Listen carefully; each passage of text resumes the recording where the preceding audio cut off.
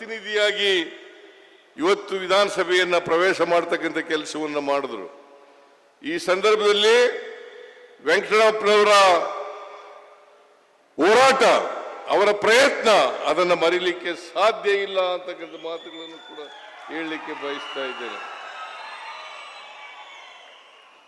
ನನಗಂತೂ ಬಹಳ ಸಂತೋಷ ಆಗಿದೆ.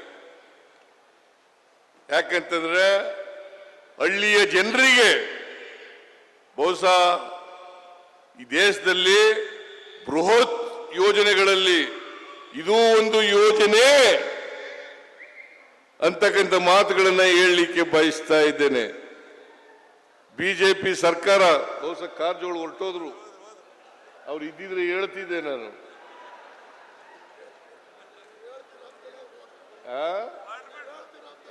ಕಾರಜೋಳ ಅವರು ಲೋಕಸಭಾ ಸದಸ್ಯರು.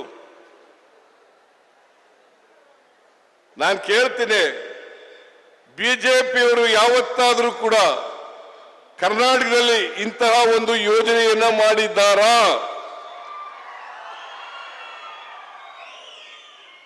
ಉತ್ತರ ಕೊಡಬೇಕು. ಅವರು ಬಿಜೆಪಿಯವರು ಬಹಳ ಟೀಕೆ ಮಾಡ್ತಾರೆ, ಜನರನ್ನ ತಪ್ಪುದಾರಿಗೆ ಎಳಿತಕ್ಕಂಥ ಮಾತುಗಳನ್ನು ಆಡ್ತಾ ಇದ್ದಾರೆ, ಸುಳ್ಳು ಮಾತುಗಳನ್ನು ಆಡ್ತಾ ಇದ್ದಾರೆ, ಸುಳ್ಳು ಪ್ರಚಾರ ಮಾಡ್ತಾ ಇದ್ದಾರೆ, ಸುಳ್ಳು ಅಪವಾದಗಳನ್ನು ಮಾಡ್ತಾ ಇದ್ದಾರೆ ನಮ್ಮ ಸರ್ಕಾರದ ಮೇಲೆ. ನಾನು ಕೇಳ್ತೀನಿ, ನೀವು ಅಧಿಕಾರದಲ್ಲಿದ್ದಾಗ ಇಂಥ ಒಂದು ಯೋಜನೆಯನ್ನ ಮಾಡಿದ್ದೀರಾ? 9 ವರ್ಷ ಈ ಕರ್ನಾಟಕ ರಾಜ್ಯದಲ್ಲಿ ಅಧಿಕಾರವನ್ನು ಮಾಡಿದ್ದಾರೆ. 2008ರಿಂದ 2013ರವರೆಗೆ, 2018ರಿಂದ 19ರಿಂದ 23ರವರೆಗೆ ನೀವು ಯಾವತ್ತಾರು ಮಾಡಿದ್ರ? 9 ವರ್ಷ ಅಧಿಕಾರದಲ್ಲಿ ಇದ್ರಲ್ಲ, ಟೀಕೆ ಮಾಡ್ತೀರಲ್ಲ, ನಾಚಿಕೆ ಆಗಲ್ಲ ನಿಮಗೆ?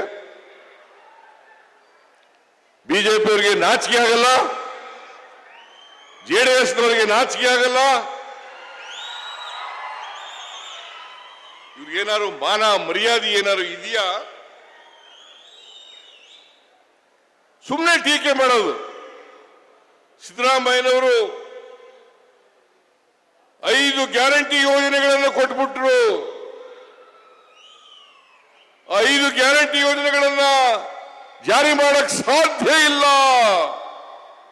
ಯಾರು ಹೇಳಿದ್ದು ಇದನ್ನ? ಈ ದೇಶದ ಪ್ರಧಾನಿ ನರೇಂದ್ರ ಮೋದಿ ಅವರು ಹೇಳಿದಂತ ಮಾತು. ರಾಜಸ್ಥಾನದಲ್ಲಿ ಇವನ್ನ ಜಾರಿ ಮಾಡಿಬಿಟ್ರೆ ಕರ್ನಾಟಕ ರಾಜ್ಯ ಆರ್ಥಿಕವಾಗಿ ದಿವಾಳಿ ಹೋಗ್ಬಿಡ್ತದೆ.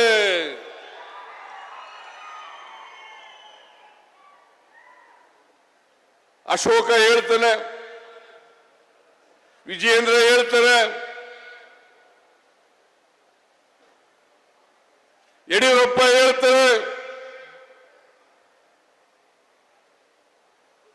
ನಾನು ಕೇಳ್ತೀನಿ ಅವರಿಗೆ, ನಿಮ್ಮ 4 ವರ್ಷದ ಸಾಧನೆ ಏನು? 4 ವರ್ಷ ನೀವು ಇದ್ರಲ್ಲ, ನಿಮ್ಮ ಸಾಧನೆ ಏನು? ಯಡಿಯೂರಪ್ಪನವರ ಸಾಧನೆ ಏನು?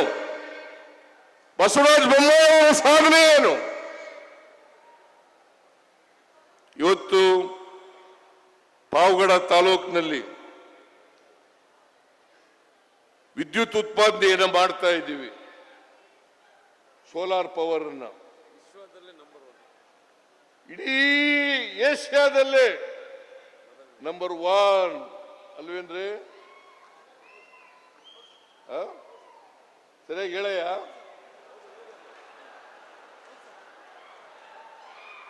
ಏಷ್ಯಾದಲ್ಲೇ ನಂಬರ್ 1. 2050 ಮೆಗಾವ್ಯಾಟ್ ವಿದ್ಯುತ್ತನ್ನ ಈಗಾಗಲೇ ಉತ್ಪಾದನೆ ಮಾಡಿ ಅದನ್ನ ಜನರಿಗೆ ಕೊಡ್ತಾ ಇದ್ದೇವೆ. 2050 ಮೆಗಾವ್ಯಾಟ್. ಈಗ ಮತ್ತೆ ಹಳ್ಳಿಗಳಲ್ಲಿ ಅಗ್ರಿಮೆಂಟ್ ಮಾಡಿಸ್ತಾ ಇದ್ದಾರೆ. ಮುಂದಿನ ಇನ್ನು 2 ತಿಂಗಳು 3 ತಿಂಗಳು 2 ತಿಂಗಳು 2400 ಮೆಗಾವ್ಯಾಟ್ ಅಲ್ಲ, 2000 ಮೆಗಾವ್ಯಾಟ್ ಈ ಕುಡಿಯ ನೀರಿನ ಯೋಜನೆ, ಸೋಲಾರ್ ಎನರ್ಜಿ ಯೋಜನೆ. ಇದು ಆದ್ಮೇಲೆ ಪಾವಗಡ ಚಿತ್ರನೇ ಬದಲಾವಣೆ ಆಗ್ಬಿಟ್ಟದೆ. ಆಗಿದೆಯಲ್ಲ, ಪಾವಗಡ ಚಿತ್ರನೇ ಬದಲಾವಣೆ ಆಗ್ಬಿಟ್ಟದೆ. ಇವತ್ತು ನಂಜುಂಡಪ್ಪನವರ ವರದಿನಲ್ಲಿ ಬಹಳ ಅತ್ಯಂತ ಹಿಂದುಳಿದ ತಾಲೂಕು ಪಾವಗಡ ಅಂತೇಳಿ ಗುರುತಿಸಲ್ಪಟ್ಟಿತ್ತು. ಅತ್ಯಂತ ಹಿಂದುಳಿದ ತಾಲೂಕು ಅಂತ ಪಡಿತು. ತುಮಕೂರಿನಲ್ಲಿ ಕೊನೆ ಸ್ಥಾನದಲ್ಲಿತ್ತು. ಇವತ್ತು ಕೊನೆಯ ಸ್ಥಾನದಲ್ಲಿ ಇಲ್ಲ, ಮೇಲೆ ಕೊಟ್ಟೋಗ್ಬಿಟ್ಟಿದೆ, ಮೊದಲನೇ ಸ್ಥಾನದಲ್ಲಿದೆ.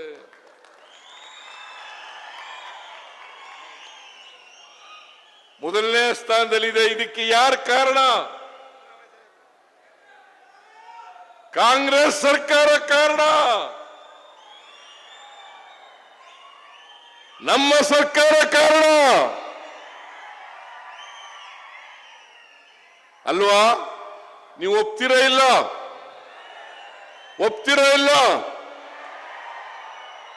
ಇವತ್ತು ವೆಂಕಟೇಶ್ ಹೇಳಿದ್ರು, 10,000 5,000 ಇದ್ದಂತ 1 ಎಕರೆ ಜಮೀನು ಬೆಲೆ ಇವತ್ತು 20 ಲಕ್ಷ 25 ಲಕ್ಷ ಆಗಿದೆ. ಪಾವಗಡ ಸುತ್ತಮುತ್ತ 2 ಕೋಟಿ 2.5 ಕೋಟಿ 3 ಕೋಟಿ ರೂಪಾಯಿ ಆಗಿದೆ. ಪಾವಗಡ ಒಂದು ಬರಗಾಲ ಪೀಡಿತ ಪ್ರದೇಶ. ರಾಜಕೀಯವಾಗಿ, ಆರ್ಥಿಕವಾಗಿ, ಸಾಮಾಜಿಕವಾಗಿ ಅತ್ಯಂತ ಹಿಂದುಳಿದಿರ್ತಕ್ಕಂಥ ತಾಲೂಕು. ಏನ್ರಿ ವೆಂಕಟರಮಣಪ್ಪ, ನೀವು ಬಹಳ ವರ್ಷ MLA ಆಗಿದ್ರಿ ಅಲ್ವಾ? ನಾವು ಮಾಡಿದ್ದು ಕುಡಿಯ ನೀರು ಮಾಡಿದ್ದು, ಸೋಲಾರ್ ಪವರ್ ಮಾಡಿದ್ದು ಈ ತಾಲೂಕಿನ ಚಿತ್ರವನ್ನೇ ಬದಲಾವಣೆ ಮಾಡಿಬಿಡ್ತು. ಹೌದಲ್ಲ?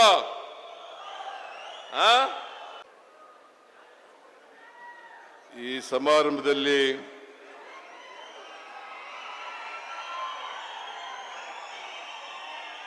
ಮುಖ್ಯ ಅತಿಥಿಗಳಾಗಿ ಭಾಗವಹಿಸಿರ್ತಕ್ಕಂಥ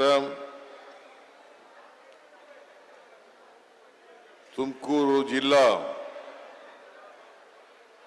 ಉಸ್ತುವಾರಿ ಸಚಿವರು, ಗೃಹ ಮಂತ್ರಿಗಳು ಆದಂಥ ಡಾಕ್ಟರ್ ಜಿ ಪರಮೇಶ್ವರ್ ಅವರ,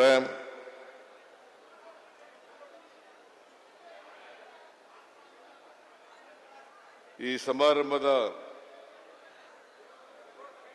ಅಧ್ಯಕ್ಷತೆ ವಹಿಸಿರ್ತಕ್ಕಂಥ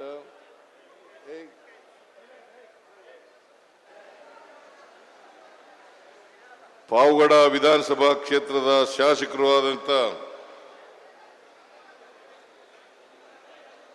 ಶ್ರೀ HV ವೆಂಕಟೇಶ್ ಅವರ,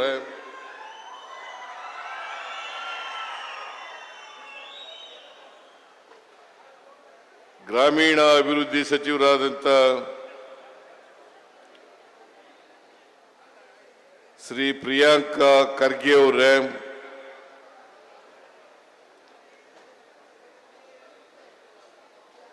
ದೆಹಲಿಯ ಕರ್ನಾಟಕ ಭವನದ ವಿಶೇಷ ಪ್ರತಿನಿಧಿ ಹಾಗೂ ಸಿರಾ ವಿಧಾನಸಭಾ ಕ್ಷೇತ್ರದ ಶಾಸಕರು, ಮಾಜಿ ಮಂತ್ರಿಗಳು ಆದಂಥ ಶ್ರೀ ಜಯಚಂದ್ರ ಅವರ,